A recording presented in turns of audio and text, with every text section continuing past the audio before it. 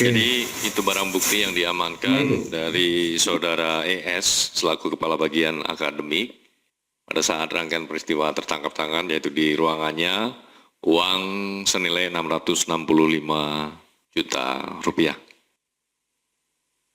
Ini juga bagian uang-uang yang diamankan tersebut.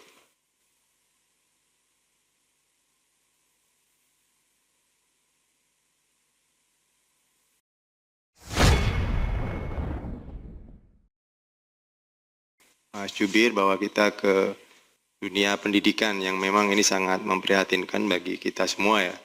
Tentunya masih ditemukan praktek-praktek koruptif begitu di dunia pendidikan, ini sangat memprihatinkan. Kalau kemarin kita sudah update terkait perkara-perkara tunggakan, sebelumnya juga perkara tertangkap tangan, nah kita juga yang dari kepala daerah ya, kita terkait ke dunia pendidikan. Baik, teman-teman, ini mungkin yang ditunggu-tunggu. Pada hari ini kita akan lakukan secara detail begitu untuk menjelaskan peristiwa tertangkap tangan kegiatan penyelidikan yang dilakukan oleh teman-teman di Direktorat Penyelidikan dan Penyidikan atau di Keputusan Penindakan terkait proses penerimaan mahasiswa baru di Universitas Jenderal Sudirman, Unsud Purwokerto. Kita akan menyampaikan peristiwanya terkait dengan perbuatan pemerasan dan penerimaan lainnya berupa gratifikasi oleh penyelenggara negara, dalam hal ini penyelenggara negara di Universitas Jenderal Sudirman, terkait dengan penerimaan mahasiswa baru yang sedang berproses sampai hari ini. Untuk konstruksi perkaranya sebagai berikut, bahwa menjelang pelaksanaan penerimaan mahasiswa baru dalam konteks kalender akademik yang dilakukan setiap tahunnya, Unsud membuka pendaftaran mahasiswa baru jalur mandiri. Jadi ada 3 jalur, yaitu ada SNBP, Seleksi Nasional Berdasarkan Prestasi, SNBT, Seleksi Nasional Berdasarkan Tes, dan yang terakhir adalah Seleksi Jalur Mandiri. Bahwa kemudian seleksi jalur mandiri di Unsud ini merupakan jalur pendaftaran yang dibuka dan dikelola secara mandiri oleh pihak Unsud, di mana dalam proses penerimaan tersebut calon mahasiswa dikenakan biaya pembayaran uang kuliah tunggal atau UKT dan iuran pengembangan institusi atau IP yang berbeda-beda sesuai golongannya masing-masing. Seperti ini misalnya di Fakultas Kedokteran, rentang UKT-nya mulai dari 7,1 juta rupiah sampai dengan 17 juta rupiah. Jadi ada rentang gitu ya. Ada rentang yang dari yang paling kecil sampai yang paling tinggi. Sementara di rentang IP pada Fakultas Kedokteran itu mulai dari 100 juta sampai dengan 260 juta. Ini untuk yang di Fakultas Kedokteran. Ini ada rentang untuk iuran pengembangan institusi yang berbeda-beda, yang tentunya ini memang disesuaikan dengan kemampuan dari peserta atau mahasiswa baru. Namun demikian, dalam proses penerimaan mahasiswa baru melalui jalur mandiri ini, KPK kemudian menemukan adanya dugaan tindak pidana korupsi berupa pemerasan dan perbuatan penerimaan lainnya berupa gratifikasi yang dilakukan oleh penyelenggara negara di lingkungan Universitas Jenderal Sudirman. Sehingga kemudian biaya tambahan yang timbul dari pungutan atau di luar biaya yang resmi yang dikeluarkan tadi secara resmi oleh Unsud, yaitu UKT dan IP. Dan ini dirasakan sangat memberatkan bagi calon mahasiswa baru, tentunya orang tua dari mahasiswa yang bersangkutan. Jadi ada beberapa klaster, ada 3 klaster yang kemudian dikelompokkan oleh tim dari peristiwa kegiatan rangkaian kegiatan penyelidikan sampai kemudian hari ini kita sudah menetapkan naik ke tahap penyidikan. Untuk klaster pertama, pada Agustus 2026, Saudara NAP selaku Wakil Rektor 3 Unsud atas sepengetahuan Saudara ASO selaku Rektor Unsud melalui 2 perantara, yaitu Saudara DMW dan Saudara AW. Keduanya selaku pihak swasta, ini diduga meminta sejumlah uang kepada orang tua calon mahasiswa baru di Fakultas Kedokteran senilai 650 juta untuk satu mahasiswa. Bahwa kemudian permintaan tersebut dipenuhi oleh orang tua calon mahasiswa baru. Namun demikian, setelah uang tersebut diberikan kepada 2 orang perantara tadi, DMW dan AW, anak yang bersangkutan tadi yang calon mahasiswa justru dinyatakan tidak lulus seleksi mahasiswa baru di Universitas Jenderal Sudirman. Atas dinamika yang terjadi tersebut, kemudian selanjutnya pihak orang tua dari mahasiswa tadi meminta pengembalian penuh atas uang yang sudah diserahkan melalui DMW dan AW. Tetapi kemudian Saudara DMW dan AW diketahui sudah menggunakan uang yang diberikan kepadanya untuk keperluan pribadinya. Jadi artinya uang yang tadi sudah diberikan oleh orang tua ini sudah dipakai oleh Saudara DMW dan AW sendiri. Diketahui bahwa Saudara DMW dan AW melaporkan hal tersebut kepada Saudara NAP, Warek 3, yang selanjutnya NAP atas sepengetahuan ASO selaku rektor meminjam uang kepada salah satu pihak swasta untuk menanggulangi atau pengembalian sebagai pengembalian uang kepada pihak orang tua dimaksud yang pertama tadi, yang anaknya dinyatakan tidak lulus. Untuk mengembalikan uang atas peminjaman kepada pihak swasta tadi, Saudara NAP melalui DMW, Saudara AW, dan Saudara MYN, ini selaku pihak swasta yang sekaligus merupakan keponakan dari Saudara ASO, menjanjikan dengan membayar melalui pencairan 3 paket proyek di lingkungan Universitas Jenderal Sudirman, yaitu proyek pengadaan kanopi, renovasi kantin, dan proyek pengecatan gedung di lingkungan Unsud. Bahwa paket pekerjaan itu telah selesai dikerjakan oleh CV milik MYN yang tadi merupakan keponakan dari Saudara ASO selaku rektor, yang selanjutnya pencairan dari pekerjaan proyeknya itu dicairkan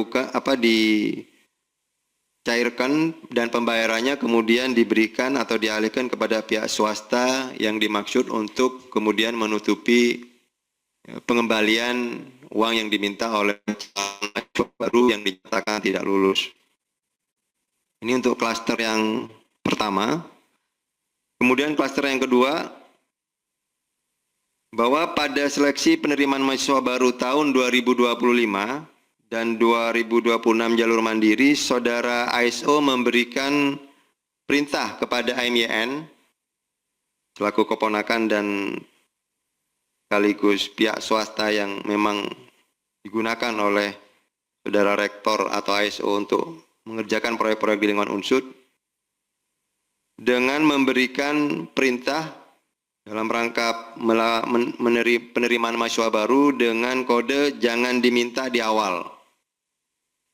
Jika dikasih, bilang terima kasih. Ini kode atau arahan-arahan atau perintah-perintah yang sering digunakan oleh Saudara ASO selaku rektor kepada Saudara MYN ketika ada pihak-pihak orang tua atau mahasiswa baru yang akan melakukan pengurusan di jalur mandiri.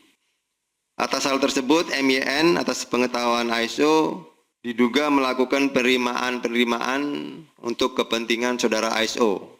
Ini yang kemudian dikonstruksikan sebagai diduga penerimaan gratifikasi yang apabila diperhitungkan yang sudah ditemukan faktanya oleh penyelidik saat ini yaitu sekitar total 680 juta rupiah.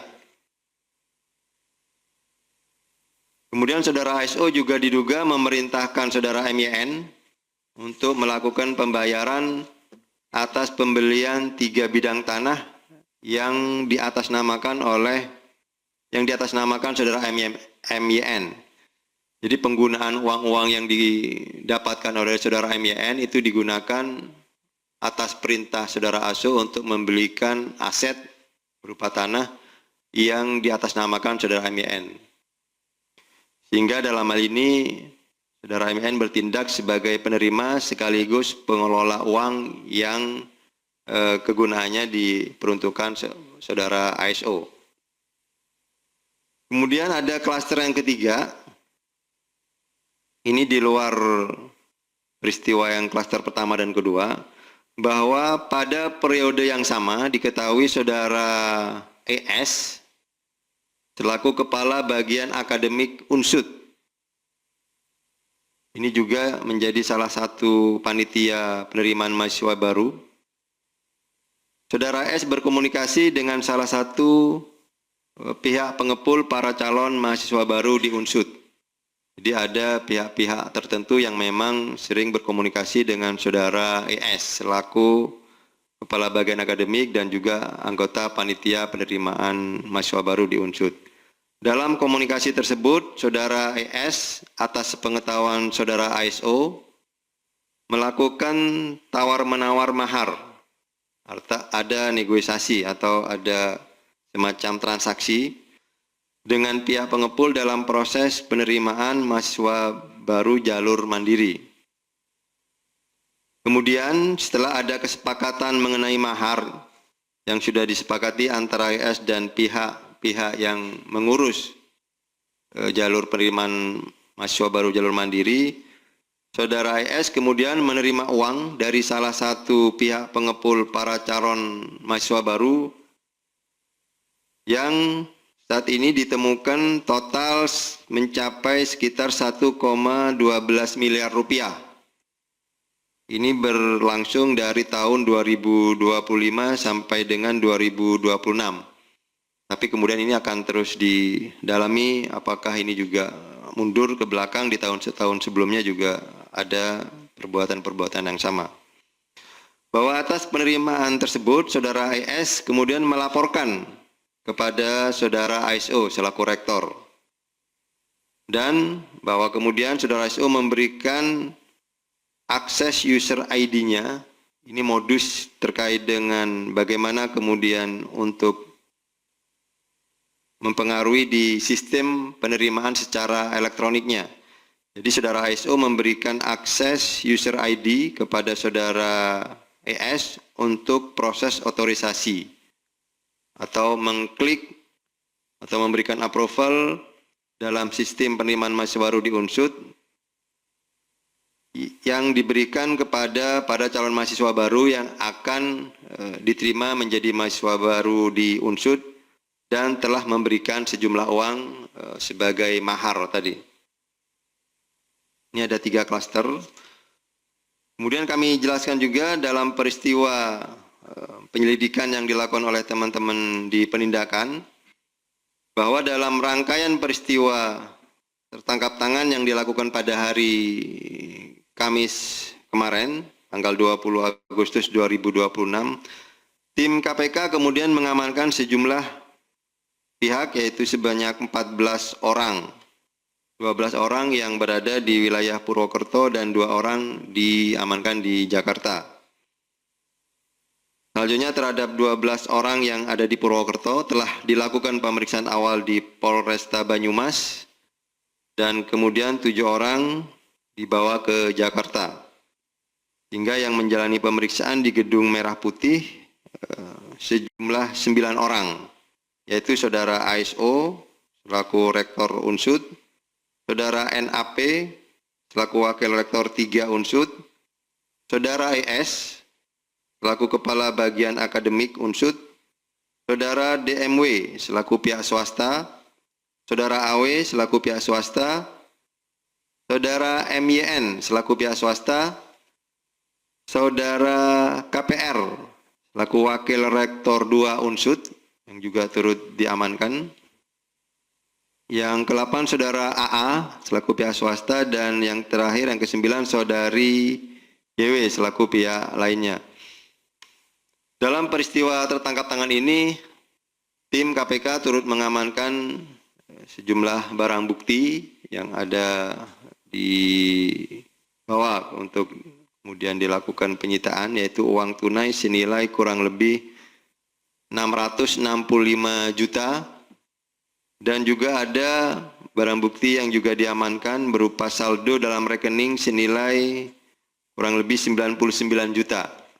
Yang ini merupakan bagian dari pengumpulan uang setoran atau pungutan dari calon mahasiswa baru yang tadi dinegosiasikan untuk sistem penerimaan mahasiswa baru. Kemudian dari konstruksi tersebut, KPK telah menemukan adanya peristiwa pidana dan saat ini sudah menaikkan perkara ke tahap penyidikan. Dan selanjutnya berdasarkan kecukupan alat bukti sesuai dengan ketentuan dalam pasal 90 KUH baru tentang penetapan tersangka, KPK menetapkan 6 orang tersangka, yaitu Saudara ASO selaku Rektor Unsud, yang kedua Saudara NAP selaku Wakil Rektor 3, Saudara ES selaku Kepala Bagian Akademik Unsud, Saudara DMW selaku pihak swasta, Saudara AW selaku pihak swasta, dan yang keenam Saudara MYN selaku pihak swasta. Atas perbuatannya, para tersangka disangkakan telah melanggar pasal 12 huruf E dan atau pasal 12 huruf B besar Undang-Undang Nomor 31 Tahun 99 tentang Pemberantasan Tindak Pidana Korupsi sebagaimana diubah dengan Undang-Undang Nomor 20 Tahun 2001 tentang perubahan atas Undang-Undang 3199 tentang Pemberantasan Tindak Pidana Korupsi. Junto pasal 20 huruf C Undang-Undang Nomor 1 Tahun 2023 tentang Kitab Undang-Undang Hukum Pidana. KPK selanjutnya tentunya karena sudah ditetapkan sebagai tersangka, dalam proses penyidikan akan dilakukan upaya paksa saat ini yang sedang dilakukan oleh teman-teman penyidik, melakukan upaya penahanan terhadap para tersangka untuk 20 hari pertama sejak hari ini tanggal 21 Agustus 2026 sampai dengan tanggal 9 September 2026. Penahanan dilakukan di rutan Cabang Gedung Merah Putih KPK. Dalam kesempatan ini juga KPK menyampaikan apresiasi dan terima kasih kepada seluruh pihak yang membantu atau ikut berkontribusi terlaksananya kegiatan penyelidikan yang kemudian ada peristiwa tertangkap tangan, khususnya kepada Polresta Banyumas, rekan-rekan jurnalis dan masyarakat yang terus mendukung upaya pemberantasan korupsi. Demikian yang bisa saya sampaikan.